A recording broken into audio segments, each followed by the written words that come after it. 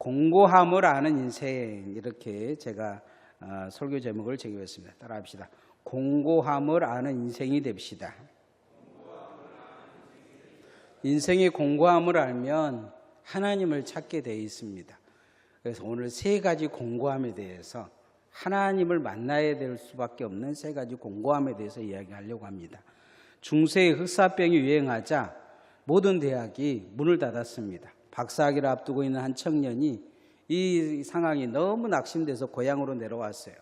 낙심해서 이제 사과나무 밑에 앉아 있는데 사과가 툭 떨어지는 거예요. 자기 사과가 툭 떨어지는 모습을 보고 그 사과나 자기나 똑같다는 생각이 들었어요. 사과너는 무슨 낙심을 했기에 떨어지냐 하는 뚱땅아지 생각을 했는데, 그래도 과학자라 머릿속에 그런 생각이 드는 거예요. 왜 사과는 위에서 아래로만 떨어지지 위로는 왜 안 떨어질까? 그렇게 골똘히 생각하다 거기에서 만유인력의 법칙을 발견합니다. 이 사람이 누구냐? 만유인력의 법칙을 발견한 아이작 뉴턴입니다. 절망의 한 순간, 그래도 그 절망의 공감 속에서 한 가지 그가 빛을 봤는데, 그건 바로 그 인생을 바꾸는 생각이었습니다. 절망 가운데 한 인생을 바꾸는 한 인물이 오늘 성경 내용에 숨어 있습니다. 누구냐? 바로 바울입니다. 바울은 예수 믿고 변할 줄 알았어요. 바울은 아주 성질이 우리말로 개떡 같은 사람이었어요. 툭 하면 화내고 자기 마음에 안 들면 돌 들어서 다 죽이려고 하고, 아주 그런데 앞장섰기 때문에 이 아주 대단한 성격의 사람이죠. 뭐 이렇게 불의를 보면 부들부들 떠는 그런 사람이었을 거예요. 그런 사람이 예수 믿고 나서 자기가 바뀌었다고 생각을 했는데, 바뀌기는커녕 어쩔 때는 더하죠. 더해. 갈라디아서 2장에 보면 그래도 교회에 베드로가 교회 수장인데 자기 마음에 안 든다고 베드로를 불러다가 막 난리를 치었다는 내용이 나와요. 그럼 덜 된 거죠. 한참 이 갈라디아서는 첫 번째 바울 서신 중에 가장 일찍 쓴 거인데, 이 바울은 늘 그런 자신의 모습을 뒤돌아보면서 절망했을 것 같아요. 왜 나는 안 바뀔까? 왜 나는 그 모양일까? 이런 이 공고함이 있는 거죠. 뭔가 예수 믿으면 바뀔 줄 알았는데 뒤돌아보면 온통 후회할 것밖에 없는 거예요. 그런데 그 공고함이 바울을 굳세게 세웁니다. 굳건한 믿음으로 세우게 하죠. 우리도 사도 바울이 청년일 때의 그 고민, 그 공고함이 우리에게 있어야 돼요. 이 공감이 없이 내가 잘 믿는다 그러버리면 더 이상 성장할 수도 없고 정말 심각한 믿음이 되어버릴 수도 있어요. 바울이 첫 번째 공고함을 느낀 건 뭐냐면 죄를 벗어버릴 수 없는 인생이라는 거예요. 따라합시다. 죄를 벗어버릴 수 없는 인생입니다. 늘 죄가 따라다니는 거예요. 예수 믿고 거듭나서 속사람이 변화돼서 죄사함을 얻었다고 생각했는데 뒤돌아보면 그냥 죄가 가득한 거죠. 의사들이 갑자기 단 음식이 계속 생각나면 당뇨를 의심해 봐라고 해요. 당뇨병은 성인 5명 중 1명이 있을 정도로 흔한 질환인데, 당뇨병 앓으신 분들은 당뇨를 조심하라고 의사가 그렇게 이야기를 해도 결국은 그 당뇨가 심해지는 경향이 훨씬 더 있어요. 왜냐하면 이미 머릿속에 단 것에 길들여져 있기 때문이요. 단 것을 멀리하면 자꾸 단 것이 땡기는 거죠. 점점 더 심해지는 경향이 있어요. 속도 조절이 잘 안 되는 거죠. 그래서 스스로 자신을 원망하는 경향도 있습니다. 사도 바울도 이와 같은 상황을 경험합니다. 죄를 벗어나려고 하면 할수록 죄를 더 많이 짓는 거예요. 죄가 더 많이 자기에게 찾아온 거죠. 죄를 쉽게 발견할 수 있어요. 그래서 절망하는 것입니다. 다시는 죄를 짓지 않겠다. 다시는 남 욕하지 않겠다.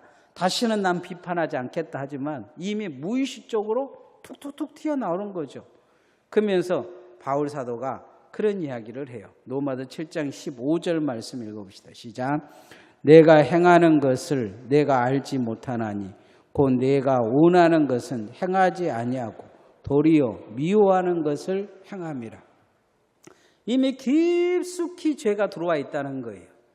공고한 거죠. 우리가 이 공고함을 발견하지 못하면 겸손하지 못해요. 바울의 겸손은 여기에 있는 거죠. 공고함을 알기 때문에 바울은 그런 이야기를 합니다. 나는 죄인 중에 괴수다. 많은 사람들이 주변에 죄를 짓는데 저 사람들보다 내가 더 심각한 죄인이다. 이런 이야기를 해요. 어려서부터 사투리를 쓴 사람이 서울로 이사를 가서 이제 서울 사람이 되기 위해서 갑자기 표준말을 막 쓴 거예요. 가끔 TV에 보면 자기가 그 경상도 사람인데 서울 사람들 앞에서 내가 서울말 쓴다고 말을 하면 막 서울 사람들이 웃잖아요. 웃어. 경상도 사람들이 표준말 한다고 하는 것은 거의 불가능해요. 그래도 그런 거죠. 조금 바뀐 것 같은데 서울말을 흉내낼 수는 있어도 다시 성질나든지 좀 다급하면 사투리가 튀어나와요. 우리도 마찬가지죠. 우리도 정신 차리고 살면 착한 말도 하고 어떻게 사람들이 착한 행동도 하고 그러는데 조금 정신 놓고 살면 금방 죄지어요. 남 흉보고 그냥 뭐 비판하고 머릿속에는 어떻게 죽일까 머릿속에 궁리가 막 계획이 막 짜지고 그게 우리의 모습이에요. 그러기에 예수님이 나를 위해서 십자가에 못 박혀 죽으신 거예요.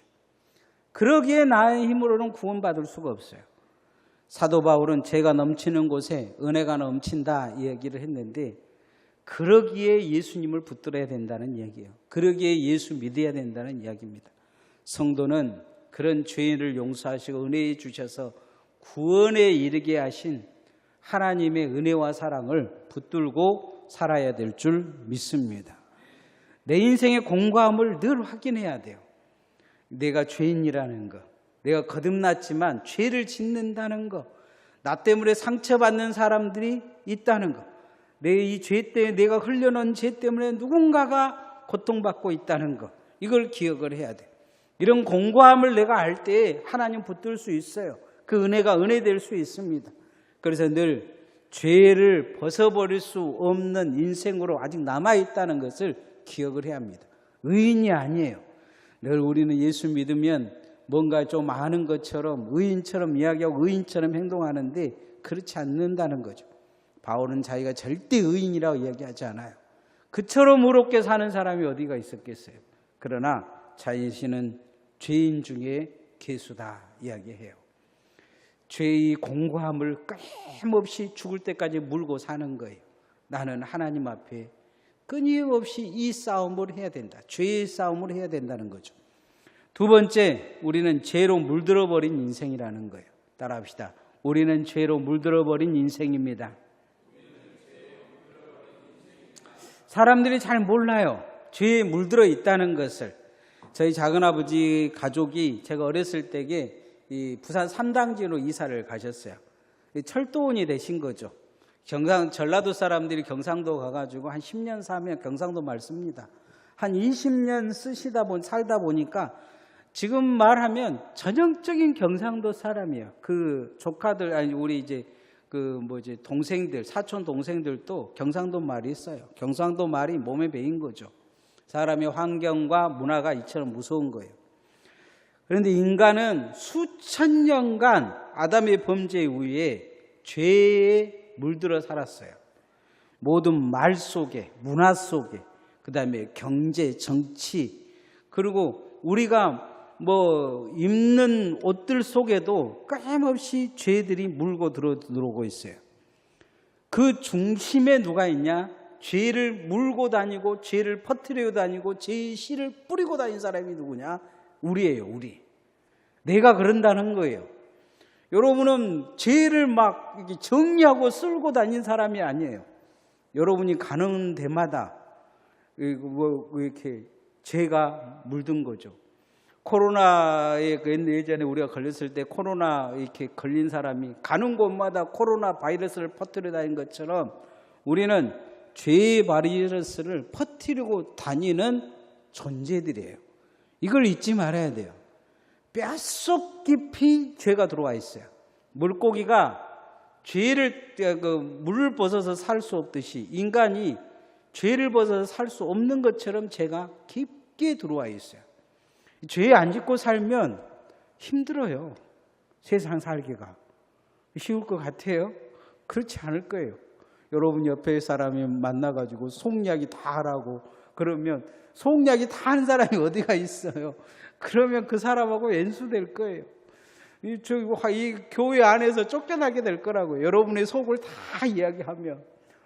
물론 좋아하는 사람은 좋아하는 사람도 있겠지만 대부분의 사람의 마음속에 뭐 이 사람 이야기도 해주고 저 사람만 들린 것, 저 사람이 무슨 생각한 걸 싹 그러면 사람들이 좋아하기보다는 서로 연수 관계가 될 거예요. 죄라는 것이 이렇게 우리 안에 깊게 들어와서 보이지 않게 지배를 하고 있는 거예요. 지배를. 남을 속여야 살 수 있게끔, 감추어야 살 수 있게끔, 그리고 계속 그것이 또 안에서 생성되고 있는데 그것을 내가 감추는 삶을 살게 하는 거죠. 죄의 수렁에 이렇게 빠져 있는 한 사람, 우리는 그냥 모른 척하고 사는데 모른 척이 안 된 한 사람이 여기 있어요. 나는 이게 모른 척이 안 된다. 내가 이 죄에 너무 물들어 있구나. 오라 공고한 사람이로다 누가 이 죄에 물들어 있는 나의 삶을 건져내줘 구원해 줄 것인가. 이런 고민을 한 사람이 있어요. 7장 19절 말씀 읽어보십시다. 시작. 내가 원하는 바 선은 행하지 아니하고 도리어 원하지 아니하는 악을 행하는도다. 나는 깊게 죄가 물들어 있다. 이런 그 공감이 있는 거예요. 우리도 이거 인정하고 살아야 돼요. 내가 아무리 착한 말을 해도 그 착함 속에 뭔가 악이 분명히 들어있어요. 그 나를 위한, 나의 계획을 위한, 나의 목적을 위한 뭔가가 들어있을 수 있단 말이죠. 예수님은 믿었어도 죄 속에 살고 있다는 것을 기억을 해야 돼요. 우리가 그러면 어떻게 할까요? 그냥 포기하고 살까요? 죄를 막 짓고 살까요? 그렇지 않아요. 하나님은 우리가 새로운 피조물이라고 이야기를 하고 있어요. 머리끝부터 발끝까지 완전히 변한 게 아니고 우리의 영부터 살려주신 거예요. 그리고 새 마음을 주신 거예요. 그리고 이 새 마음으로 살아라는 거예요. 옛 마음을 버리고 새 마음으로, 그리고 죽은 영을 붙들지 말고 성령을 통해서 새 영으로 살아라고 말씀하고 있어요. 이게 하나님은 우리를 새 사람이라고 이야기하고 있어요. 새 사람으로. 교도소에 사는 사람도 이제 우재일 장로님 아시겠지만 교도소에서 예수 믿으면요, 거기서 천사가 돼요. 천사가. 교도소에서 막 그 예수 믿으면 진짜 천사가 됩니다. 막 그래가지고 제가 그 출소자들하고 살고 있을 때 교도소에서 막 출소하면요, 물 떠갖고 아침 일찍 와서 내 발을 씻어주고 가요. 발을. 제발 하지 마라 그래도 하늘 같은 주의 종을 어떻게 이렇게 그러면서 막 욕을 해요. 막 장로님이 집사님이 어쩌고 막 이 하늘 같은 주의 종을 이렇게 행긴다고. 근데 딱 6개월이 지나면 안 보여요. 6개월이 지나면 투덜거리기 시작을 해요. 그 막 나와가지고 막 그렇게 뜨겁게 기도하고 성경책 읽고 막 그렇게 눈물을 흘리다가 제가 아는 어떤 소매치기 그분이 어느 날 시장을 갔다 왔는데 아니 옷을 갈아입고 뭐 구두로부터 머리보다 완전히 갈아입고 오셨더라고요. 그래서 내가 그랬어요. 다시 감옥에 가갔다. 아니나 다를까 얼마 후에 잡혀가시더라고요. 안 바뀌어요. 그리고는 또 면회를 가니까 막 펑펑 울면서 다시는 안 그러겠다고. 사람이 그게 대간대요. 왜냐하면 아는 거에 도둑질밖에 없고 이미 물들어 있는데 그분들 말 들어보면 시장에 이렇게 들어가 보면 돈 냄새가 난대요. 돈 냄새가. 귀신 들인 건지 어쩐지는 모르지만 돈 냄새가 난대요. 돈이 얼마 들어있을 거라는 착 이렇게 느낌이 온대요. 그런데 그걸 유혹을 이긴다는 게 쉽지가 않은 거죠. 깊게 물들어 있다 보면 그 삶을 그렇게 살다 보면 다시 과거로 돌아갈 수밖에 없어요. 그런데 우리가 그래도 바뀌어야 돼요. 따라서 그래도 바뀌어야 합니다. 그래도 바뀌어야 돼요. 깊게 물들어 있는 이것을 어떻게 바뀌어야 되냐? 새 물을 들이면 돼요. 뭘 드린다고요? 샘물을. 그래서 말씀을 우리가 읽어야 되는 거예요. 우리가 그래서 예배해야 되는 거예요. 우리가 기도해야 되는 거예요. 교회 와서 샘물이 들어가는 거예요. 샘물이. 예? 여러분 아무리 까만 그 천도요 하얗게 만들 수 있어요. 빨고 물 빼버리면 하얗게 돼요. 교회 와서 회개하고 물을 빼야 돼요. 그리고 성령의 샘물을 여러분의 삶에 들으시기를 소원합니다. 말하는 거, 생각하는 거, 기도하는 거, 예배하는 거, 여러분의 인생을 바꿔가는 거예요. 이게 성화예요. 이게 새 사람과 또 하나님 은혜로 사는 것입니다. 우리가 한 가지 이제 이 인생에 살면서 가장 두려운 것은 사망의 몸에서 벗어날 수 없는 인생이라는 거예요. 따라합시다. 사망의 몸에서 벗어날 수 없는 인생입니다. 인간은 태어나면서 세 가지 죽음을 가지고 태어납니다. 첫 번째 죽음은 하나님과 단절되어서 지옥 가는 죽음입니다. 하나님과 단절된 자체가 죽음이에요. 두 번째는 육체적인 죽음입니다. 그래서 인간은 죄 때문에 언젠가는 죽게 돼 있어요. 마지막 세 번째, 예수 믿지 않는 죽음입니다. 예수 믿지 않으면 바로 영적으로 마지막 부활할 때 영원한 지옥에 들어가게 돼 있습니다. 아직도 이 죽음, 세 번째 죽음은 아직 아무도 경험하지 않았어요. 그러나 주님 오신 날 부활체가 되면 이 세 번째 죽음을 경험하게 될 것입니다. 사도 바울은 첫 번째와 세 번째는 해결되었습니다. 그런데 두 번째 육체적인 죽음이 해결되지 않은 것을 알게 돼요. 그런데 자꾸 이 육체적인 죽음이 무엇을 자기를 자꾸 끌고 가느냐? 죄에 대한 두려움, 절망과 공고로 끌어가고 있는 거예요. 육체적인 사망의 협박에 공고함. 이 사망의 몸에서 이렇게 갑니다. 죽음이 두려운 거예요. 죽음이. 전도하고 막 그러려면 이 죽음이 두려운 거예요. 죄가 자꾸 나를 예수 믿느냐 자꾸 물어보는 거예요. 내 삶에 몸으로 지은 죄, 생각으로 지은 죄, 마음으로 지은 죄를 주님이 이렇게 가지고 있으면 죄가 물어요. 진짜 네가 예수 믿냐? 그래서 바울 사도는 이 육체로 지은 죄를 짓는 육체를 가지고 살면서 사망에 이르를 육체를 가지고 살면서 공고하다는 거예요. 7장 24절 말씀 읽어보십시다. 시작. 오호라 나는 공고한 사람이로다. 이 사망의 몸에서 누가 나를 건져내랴. 이 사망의 몸에서 누가 나를 건져낼 것이냐. 그 절망이 있다는 거예요. 그래도 우리도 육체적인 죽음이 다가온다 그러면 사람들이 정말로 공고해요.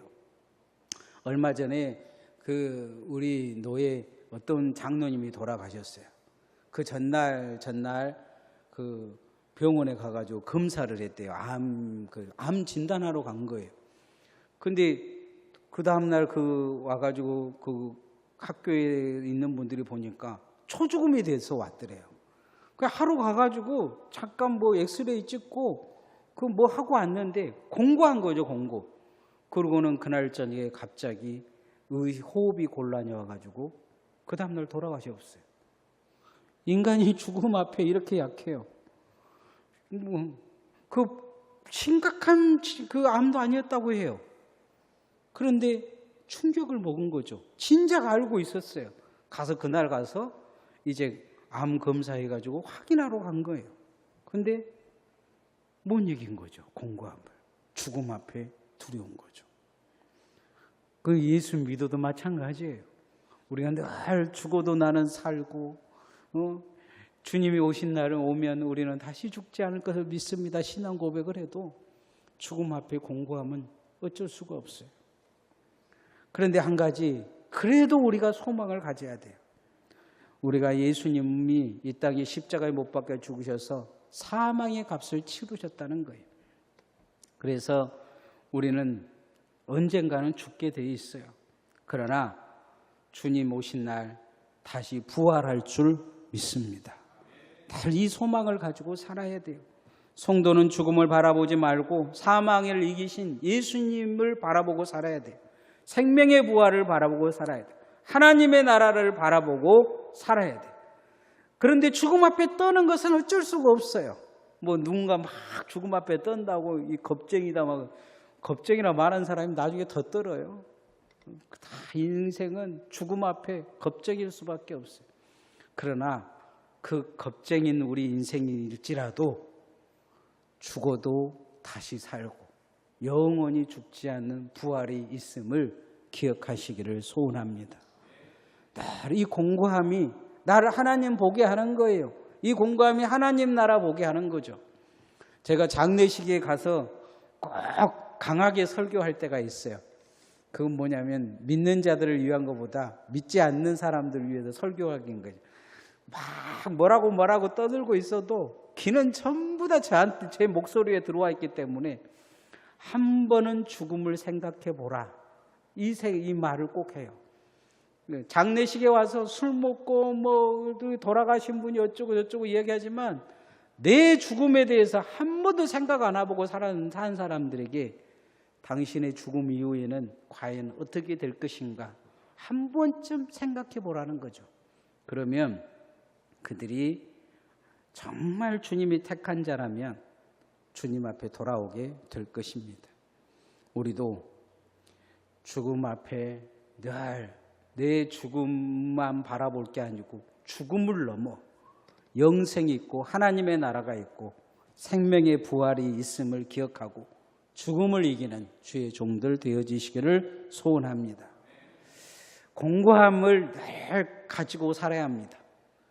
나는 끝났다 한 것보다는 이 공고함이 있어야 내가 하나님을 예수님을 제대로 믿을 수가 있습니다.